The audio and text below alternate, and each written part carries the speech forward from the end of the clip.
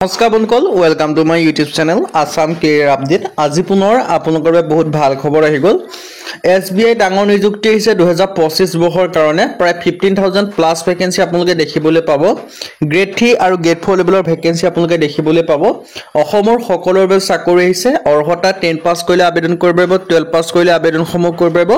আৰু কিছু পদৰ ক্ষেত্ৰত গ্ৰেজুৱেচন পাস কৰিলে আবেদনসমূহ কৰি ল'ব 10 12 গ্ৰেজুৱেচন সকলোৰ বাবে আবেদনসমূহ কৰি ল'ব পাৰিব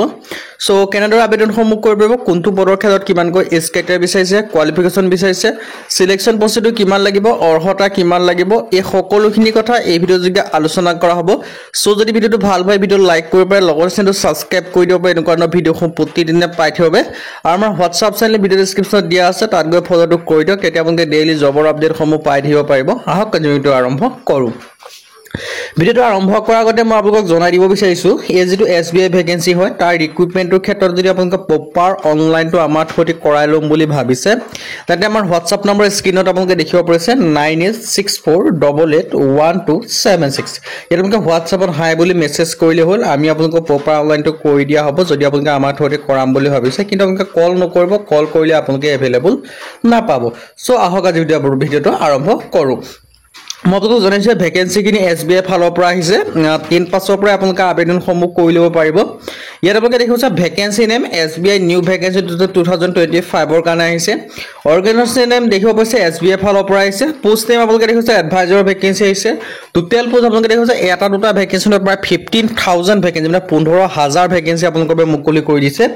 আৰু এপ্লাই মোডটো আপোনালোকে দেখিব পাইছে অনলাইন যোগে আপোনালোকে আবেদনসমূহ কৰি ল'ব পাৰিব এপ্লাই মোডটো আৰু ইয়াৰ ক্ষেত্ৰত যেটো ৰিক্ৰুটমেন্ট হয় স্যালাৰি ক্ষেত্ৰত 35000 আপোনালোকে মান্থলি স্যালাৰি লাভ কৰিব পাৰিব সো ইয়াৰ এজ লিমিটটো দেখিব পাইছে মিনিমাম এজ 18 বছৰ হয় 18 বছৰৰ পৰা আবেদনসমূহ কৰিব পাৰিব ম্যাক্সিমামটো উল্লেখ কৰা নাই সো ইয়াৰ নিউ লিমিট দিয়া আছে আৰু এজ যেটো ৰিলেক্সেশনৰ হেতু লাভ কৰিব পাৰিব আৰু এপ্লিকেশন ফিছৰ ক্ষেত্ৰত জেনেৰেল ওবিসিৰ কোনো এপ্লিকেশন ফিছ নাই এসসি এসসি পিডব্লিউডি কোনো এপ্লিকেশন ফিছ নাই কোনো আপোনালোকৰ এপ্লিকেশন ফিছ দিয়া প্ৰয়োজন নাই আৰু এটা আপোনালোকৰ এজ ৰিলেক্সেশন সমূহ লাভ কৰিব পাৰিব এসসি এসসি ক্ষেত্ৰত 5 বছৰ কৰি ৰিলেক্সেশন সমূহ লাভ কৰিব ওবিসিৰ ক্ষেত্ৰত 3 বছৰ কৰি লাভ কৰিব আৰু পিডব্লিউবিডিৰ ক্ষেত্ৰত আপোনালোকে 10 বছৰ পৰ্যন্ত এজ ৰিলেক্সেশন সমূহ লাভ কৰিব পাৰিব আৰু ইয়াৰ যেটো এডুকেশন কোৱালিফিকেশন বিচাৰিছে ইয়াৰ ক্ষেত্ৰত মিনিমাম যদি আপোনালোকে 10 পাস কৰিছে তেতিয়া আবেদনসমূহ কৰি ল'ব পাৰিব 10 পাস হক 12 পাস হক গ্ৰেজুৱেচন সকলো আবেদনসমূহ কৰি ল'ব পাৰিব কিন্তু মিনিমাম 10 পাস কৰিলে আবেদনসমূহ কৰি ল'ব পাৰিব আৰু এই ভ্যাকেন্সি কিটা ক্ষেত্ৰত আবেদন কৰিবলৈ আপোনালোকৰ ডকুমেন্টছ প্ৰয়োজন হ'ব পাছপোৰ্ট সাইজ ফটোগ্ৰাফ সিগনেচাৰ আধাৰ কাৰ্ড এডুকেশন সাৰ্টিফিকেট কাষ্ট সাৰ্টিফিকেটটো সকলো ক্ষেত্ৰত নালাগে কিছু ক্ষেত্ৰতে কাষ্ট সাৰ্টিফিকেটৰ প্ৰয়োজন হ'ব সো এজ প্ৰুফ এইকিটা ডকুমেন্টছ হলে আবেদনসমূহ কৰি ল'ব পাৰিব সো আপোনালোকৰ এটা ডাঙৰ সুযোগ আহি গ'ল এটা সুবিধা আহি গ'ল সো সুযোগ আৰু সুবিধা আপোনালোকে গ্ৰহণ কৰি আপোনালোকে আবেদনসমূহ কৰি ল'ব পাৰিব আৰু ভ্যাকেন্সি নেমটো দেখিব পাইছে এছবিআই নিউ ভ্যাকেন্সি 2025 ৰ কাৰণে আহিছে অৰ্গানাইজেচন নেম আপোনালোকে দেখিব পাইছে এছবিআই ফালৰ পৰা ভ্যাকেন্সি মুকলি কৰিছে পোষ্ট নেম আপোনালোকে দেখিব পাইছে এডভাইজাৰৰ ভ্যাকেন্সি আহি গ'ল টোটেল পোষ্ট আপোনালোকে দেখিব পাইছে 15000 এপ্লাই মোড দেখিব পাইছে অনলাইন যোগে পাৰিব who can apply all India male female candidate আবেদনসমূহ কৰি ল'ব পাৰিব স্যালাৰি ক্ষেত্ৰত 35000 স্যালাৰি আপোনালোকে লাভ কৰিব পাৰিব এজ লিমিট 18 পৰা ম্যাক্সিমাম এজটো উল্লেখ কৰা নাই 18 পৰা 40 বছৰ ধৰি লওক আৰু লগতে এজ সিলেকশনত ধৰিব পাৰিব তাৰ ভিতৰত আবেদনসমূহ কৰি ল'ব পাৰিব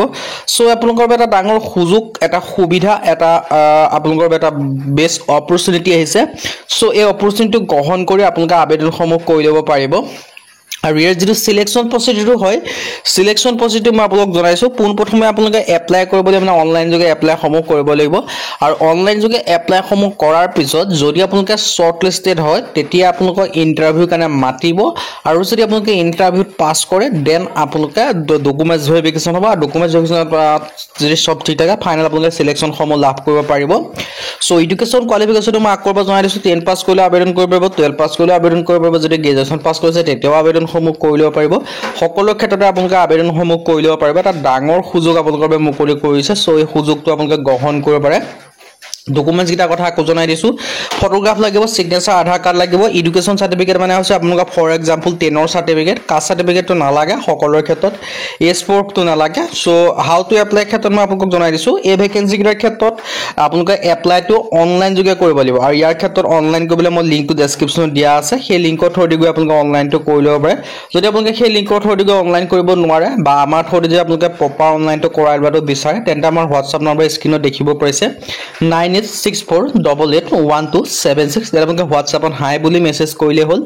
আমি আপোনালোকক প্ৰপাৰ অনলাইনটো কৰি দিয়া হ'ব কিন্তু আপোনালোকে কল নকৰিব কল কৰিলে এভেইলেবল নাপাব সো আজিলৈ বাই পুনৰ এটা ভিডিঅ'ত লগ পাম যদি ভিডিঅ'টো ভাল পালে ভিডিঅ'টো লাইক কৰি দিও লগতে ভিডিঅ'টো যিমান পাৰে সিমান বন্ধু শ্বেয়াৰ কৰি